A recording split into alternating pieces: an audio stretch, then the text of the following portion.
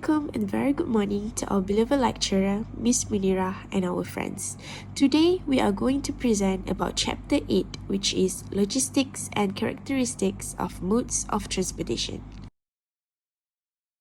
Let me introduce to you our team members, which is Noor Arina Ilyana binti Abdul Fattah, Shasha Farisha binti Sufa, and Shaza Amira binti Yaqub. So what is logistics? Logistics can be defined as art of science of obtaining, producing and distributing material and product in proper place and proper quantities. What about logistic management?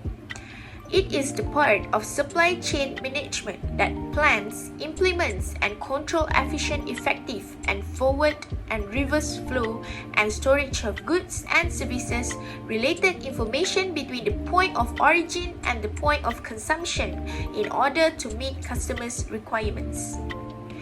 What is the difference between the supply chain and logistics? Supply chain is transforming a raw material into products and getting it to customers. Meanwhile, logistics is the movement of material in whole supply chain. Next, we have evolution of logistics. Evolution of logistics can be divided into three stages.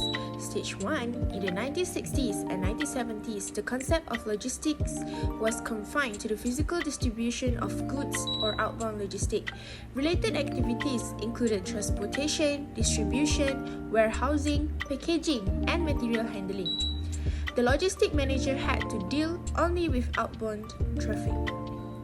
Stage 2, in the 1980s, the concept of integrated logistic management was developed. This concept combined outbound logistic, which is physical distribution, with inbound logistic, which is materials management. Companies leverage their inbound and outbound traffic with transport companies, warehouses, and others to obtain competitive rate. The logistic manager had to deal with both inbound and outbound traffic. And the last stage, stage 3, from the late 1980s onwards, organizations started thinking beyond the efficiency of their own logistics operation and expanded the concept of logistics to include all the firms involved, such as suppliers, sub-suppliers, and also customers. They jointly tied up with logistics service providers such as transporters, warehouse operators, and other to create a strong supply chain. In this stage 3, the era of supply chain management has begun. To cope with these additional responsibilities, a logistic manager must be proficient in technology and possess new skill and knowledge of modern management practices. Planning process. There are 5 steps in planning process. Step 1, customers' need and expectations. Sometimes the customer wants to buy product off the shelf and fast-moving consumer goods product. In these cases, the distribution system should be agile and prompt. Sometimes, customer willing to wait for high-value products such as car and machinery. The distribution system should be cost competitive and ensure the safety of the products. Next, step 2, we have customer service comes at a cost. To determine the cost at which the company can fulfill the customer's expectations, it is good to have prompt deliveries but not the extra cost. Step 3, balancing and examination. This step involves an examination of the entire distribution system to identify the location where the goods can be made available at a reasonable cost. For example, deciding to increase the frequency of replenishment of stocks at the warehouse may make the response to customers' demand agile, but will burden by the additional cost.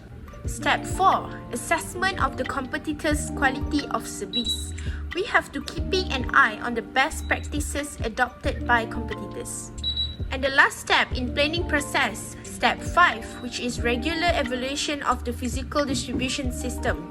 The system should always be in line with the available technology. For example, the use of radio frequency identification (RFID) system can make the tracking of cargo on high seas or elsewhere possible. The physical distribution system should be physical enough to adapt new technology. For the next part, I will pass to Shasha. Thank you arena, now I will explain about the benefit of an efficient logistics system. In the age of universal globally, the WTO is working towards reducing tariff barriers and eliminating all non-tariff barriers.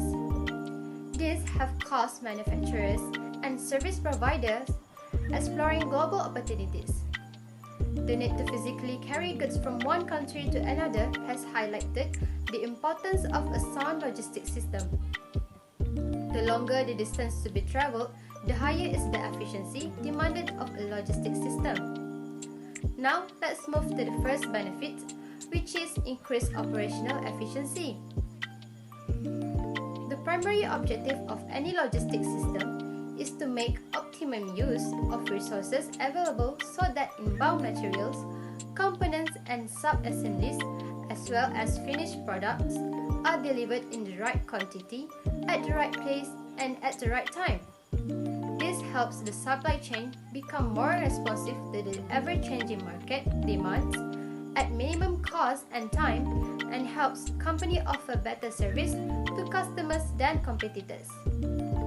In addition, it is very important to choose the right mode of transportation used in international commerce, such as road, rail, sea, river or air. The next benefit is channelization of resources. A company invests its resources in order to provide a service to its customers. While devising logistics system, the company assesses the value of this service to the customer.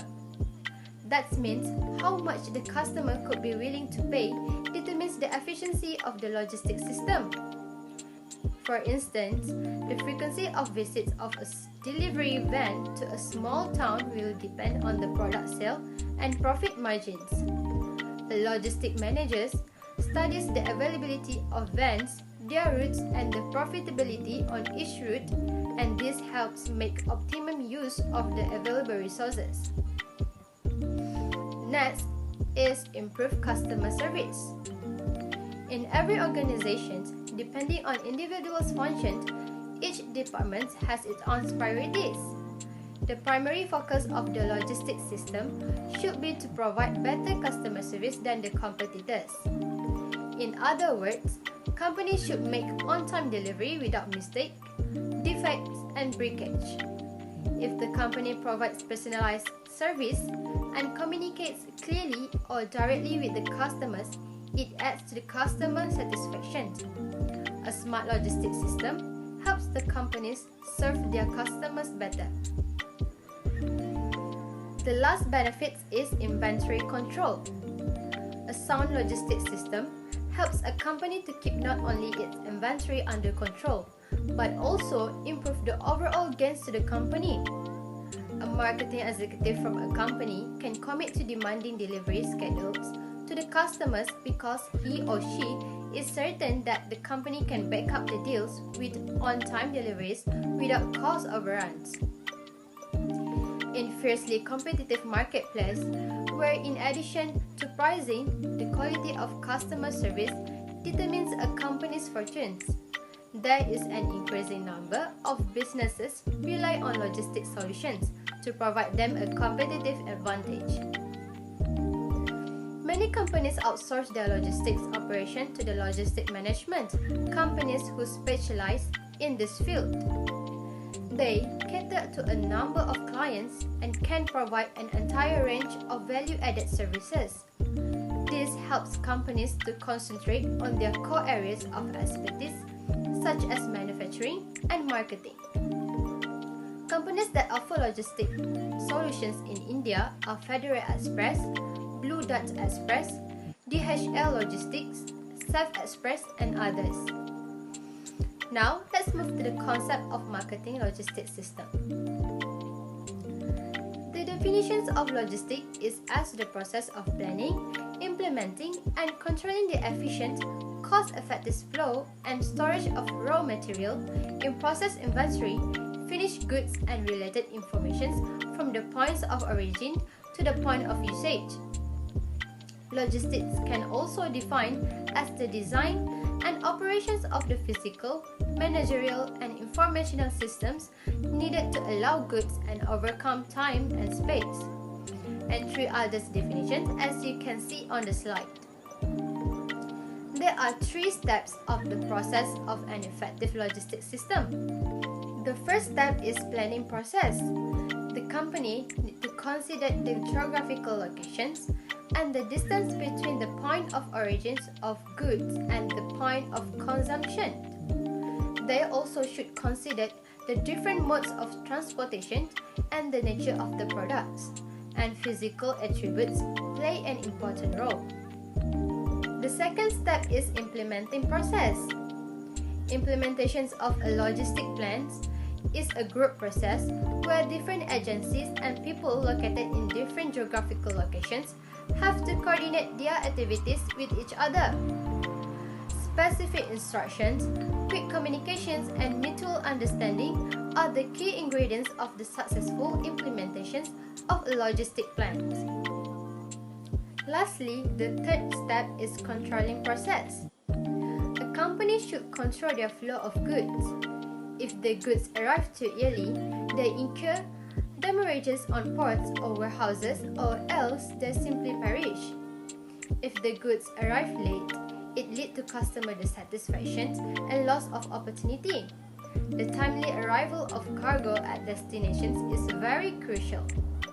Hence, an effective logistics system ensures the timely and safe delivery of goods at the most economical cost. Now I will pass to Shaza to present the next slide. Thank you, Shasha, for your explanation. Next, I'm going to present about the critical element of a logistics system. Firstly is nature of product. The mode of transportation depends upon the product to be transported.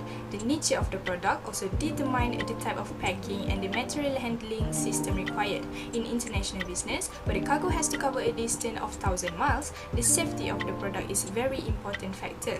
The product should not only reach the destination in time, but should also reach intact. Each type of product requires a different kind of transportation arrangement. Well, for example, products such as fertilizer or wheat would need logistics system very different from those required for fresh fruits or toothpaste or automobiles. Bulk commodities like wheat or fertilizer could be shipped without much packing.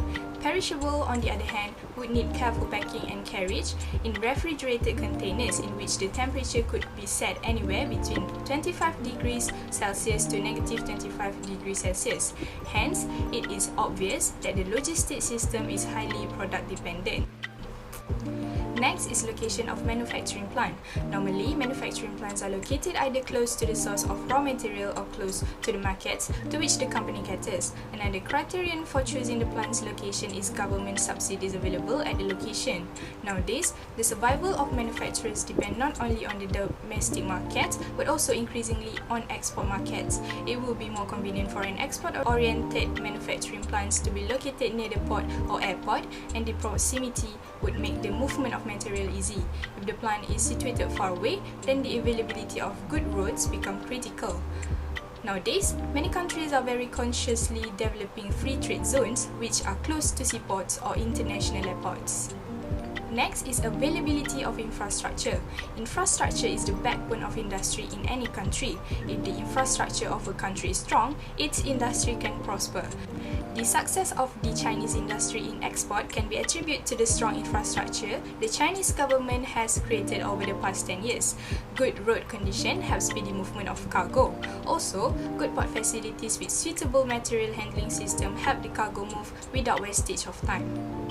Next is the availability of different modes of transportation. Nowadays, the export cargo move on various modes of transportation. Containerization has revolutionized the concept of multimodal transport. If the air service is available to an exporter of flowers or vegetables, the products can reach the desired overseas market in fresh condition and in time. However, in the absence of air service, the exporter would have to depend upon refrigerated containers to carry the cargo to the nearest spot. This would delay arrival of the cargo at the destination.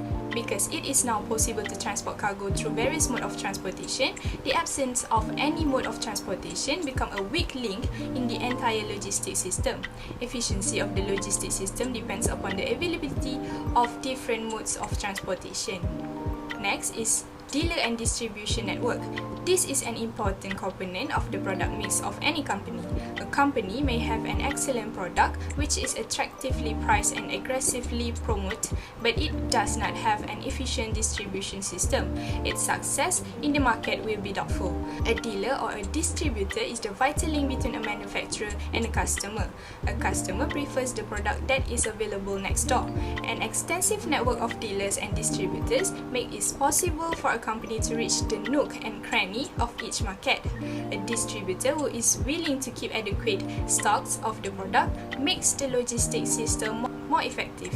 Next is government policies. The logistics system needs to be designed to confront the policies of government of exporting countries as well as the importing countries. Government policies related to sales tax, excise duty, MOTVAC, Motor Vehicle Act, and etc. in India affect the critical elements of any logistics system. In international business, where many developed countries offer access to the products of developing countries under a generalized system of preference (GSP), the exporter can avail of the benefit of lower or zero import duty of his or her products have already reached the host country and been kept in custom bonded warehouse from where they can be cleared without any delay. Speed in such cases is very important because such benefits are provided in many cases on first come first served basis. Next, I'm going to explain about international transport system. Transportation refers to the movement of product from one location to another as it makes its way from the beginning of the supply chain to the consumer's hand. The transportation plays a key role in every supply chain because products are rarely produced and consumed in the same location. So firstly is air transport. Air transport is resorted to only in case of absolute necessity or urgency.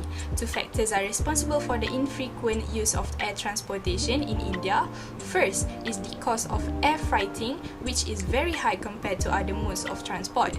The second factor is the lack of connectivity by air to international and domestic destinations. India has 60 airports, including 11 international airports. These still leave a large part of the country unconnected by air. The biggest advantage of air transportation is speed. Modern commercial aircraft travel at high speed. In addition to this, there is cooling off period up to 72 hours before the cargo is loaded on board the aircraft. This period is mandatory at many airports across the world due to the terrorist threat of planting bombs and detonators in the air cargo. Air service, however, depends on various factors such as mechanical breakdowns, weather conditions, and traffic congestion at the airports. Due to these factors, air transport is often considered to be not reliable. Also, the physical dimensions and the load carrying capacities of an aircraft put constraints of the utility of air transport in many cases. One of the attractions of air transportation is lesser incidence of loss or damage during transit. It is a fact that the claims against loss and damage during the air transits are much less than surface transport such as ships, trains or trucks. Due to this, air cargo needs less protective and therefore less expensive packaging. Insurance companies also consider air cargo less risky as compared to cargo travelling by surface transport, and therefore they charge lesser premium on air cargo. Next is ocean transport. Over the centuries, sea routes are being used for transportation of cargo from one continent or country to another. More than 95% of international trade is conducted by sea routes. Maritime transport, a key constitution to the trade and economic growth in India, contribute 90% in terms of volume and 77% in terms of value. Sea routes are used for carrying bulk commodities such as coking and thermal coal, grains, fertilizer, rock phosphate, and liquid cargo such as crude oil, ammonia, and acid, among others. Ideally, goods with high volume and low value are suited for ocean transport. In the era of containerization, even high-value cargo can be safely transported within containers over long distance. The biggest advantage of this mode is the ability of a ship to carry a very large volume of cargo. Also, the increased efficiency at various ports translate into fast turnaround time for the ships. The cost arising from loss and damage from sea transport is low as compared to other modes of transport. As far as low-value cargo is concerned, damage and delays are not serious concern for the shippers. Information technology also have trace and track services for the cargo ships, due to which a shipper can closer monitor the cargo during transit. The major disadvantages of sea transport, however, is the relatively higher percentage of losses to high-value cargo. Also, the cost of packaging of sea cargo is high due to the possibility of damages during the loading and unloading operation at the port. For similar reason, the insurance premium for sea cargo is also higher than other modes of transportation. Due to longer voyage time and longer transit time in warehouse, the cost of carrying the inventory is also high. Next is rail transport. Rail transport is basically suitable for carrying raw materials, bulk commodities such as coal, grains, petroleum products, timber, and chemicals over long distance. For the past 20 years, freight trains in India have run at an average speed of 23 km per hour. With electrification and modern locomotive, the average speed should have increased to 40 to 45 km per hour. The relatively slow speed and the shorter distance travelled by a railway wagon is due to the time spent in loading and unloading operations, the shunting of wagons within the station premises for assembling wagons into trains, or sometimes giving way for more important passenger trains. Some of the other disadvantages are railway freights are not always the cheapest. The cargo has to be delivered to and collected from railway station, which need an additional road transport facility. Additional material handling is required during transportation by railways, and this is cumbersome as well as expensive, and various formalities and approvals are needed to get a railway siding, which is not always easy and is time consuming as also tiring for an enterprise. Next is road transport. Semi-finished and finished products of medium and small size and weights are ideally suited for transportation by trucks. The best advantage of sending goods by trucks is the door-to-door service provided by them. Hence, once the cargo is loaded at the point of origin, it is unloaded directly at the destination. This saves time and money and also prevents damage resulting from the repeated handling of cargo. Another advantage of road transport is that trucks can be hired on exclusive contract by shippers for their dedicated service. This facility of exclusivity is not available with other modes of transportation. Also, road transport offers reasonably fast and dependable service for small consignments. Lastly is inland waterways. The commercial utility of transportation by inland waterways in India is limited basically because either the shipper must be located on the waterway or they has to transport the cargo at the waterhead by other means of transport. Another limitation posed by inland waterways is the average speed of water service, which is 6 to 10 km per hour, which is among the lowest. Weather also affects the water services. For example, during the monsoon season, when the rivers are flooded, it is not safe to play boats, and during summer when the water level diminishes, the waterways cannot be used by boats laden with cargo. River ports are also not as well equipped in terms of material handling equipment and other infrastructure as seaport. All these factors severely limit the use of inland waterways in the country. Considering the variety of modes of transportation available, each with its unique advantage and disadvantages, it is necessary for shippers to analyze various factors and choose the most appropriate mode of transportation for their cargo. It is a challenge for every logistic manager to decide the most suitable mode of transportation or transportation mix, which will best serve organizational objective as well as the interests of the customer. The manager has to ensure that the cargo reach the destination safely at the most economical cost possible without any delays in the transit. The task of the manager becomes even more challenging in case of an overseas customer. This is because the manager has to choose the most appropriate mode of transport from the various choices available. In conclusion, the logistic manager must be aware of the various advantages and disadvantages of using each mode of transportation. Following a thumb rule of all time is not a good strategy for a logistic manager. While deciding about the transportation mode, he must consider the nature of the product, urgency of delivery, cost of transportation, as well as other costs such as cost of warehousing and inventory carrying costs before taking the final decisions.